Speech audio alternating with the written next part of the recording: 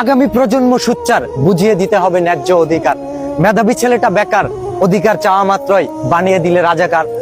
বিষয়টি যদি এমন হয়, দেশপ্রেমিক হয়েও বয়ে বেড়াতে হবে নোংরা পরিচয়।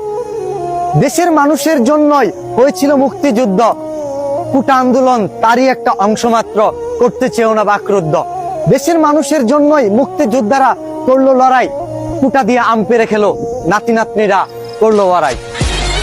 এই দেশে মধ্যবিত্তের ঘরে জন্ম নিলে হারাইতে হয় নিজের অধিকার, আর সেই অধিকার দাবি করতে গেলে পরিবারে কেউ মুক্তিযোদ্ধা নাই বললে হইতে হয় রাজাকার। তো বলি, দেশের জন্য মুক্তিযোদ্ধারা 9 মাস যুদ্ধ করছে মানুষের অধিকার ফিরিয়ে দেওয়ার জন্য ভাই। সব সুযোগ সুবিধা শুধু তার 14 গোষ্ঠীরই দেওয়ার জন্য বললা যায় নাই। এই নাও দেশ স্বাধীন করে দেয়া গেলাম, এবার আমার নাতি পুতি ছাতি লাড়ি যদি চোর বাটপার আর অযোগ্য হয় তাদেরকে যোগ্য স্থানে বসায়ও। রক্ত দেওয়ার সময় কোনো মুক্তিযোদ্ধাই কিন্তু এই কথা বললা যায় নাই, বরং মানুষ যাতে তার যোগ্য অধিকার ফিরে পায় সেই জন্য হাজারো লক্ষ কোটি নারী পুরুষ রক্ত দিছে ভাই। আর আজকে যাদেরকে রাজাকার বলতাছেন না, দেশের প্রতি তাদের অবদান আপনারা কল্পনাও করতে পারবেন না। কারণ সেই মানুষগুলোর যোগ্যতা থাকা সত্ত্বেও টাকার জন্য চাকরি না পাইয়া বাপের জমি জমা বেচা প্রবাসে পাড়ি জমায়, আর মাসের পর মাস কষ্ট করে নিজের দেশের জন্য রেমিটেন্স পাঠায়।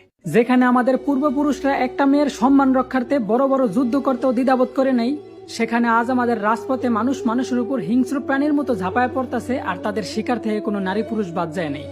1000 বছর আগে বলে যাওয়া আমাদের প্রিয় নবীর কথাগুলা ভুল ছিল না ভাই। মানুষ এখন কি কারণে মরতেছে আর কি কারণে মারতেছে, এই দুইটা প্রশ্নের একটা উত্তরও কারো কাছে নাই। এখন বিচারকদের কানে কখনোই পৌঁছাইব না যদি বলি বিচার চাই বিচার চাই, কারণ বিচারকদের কান অনেক আগে থেকেই টাকা দিয়া বন্ধ করে দেওয়া আছে ভাই।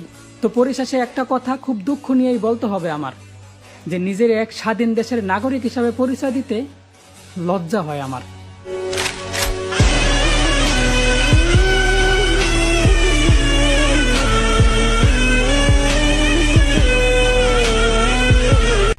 আমাদের এই স্বাধীন বাংলাদেশের বর্তমান পরিস্থিতি থেকে শুধু একটা কথাই বলতে চাই, আমি গর্বিত যে আমি অশিক্ষিত।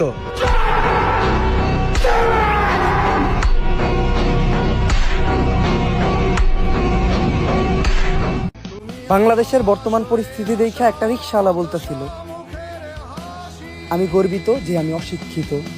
কত আদরে ভালোবেসেছি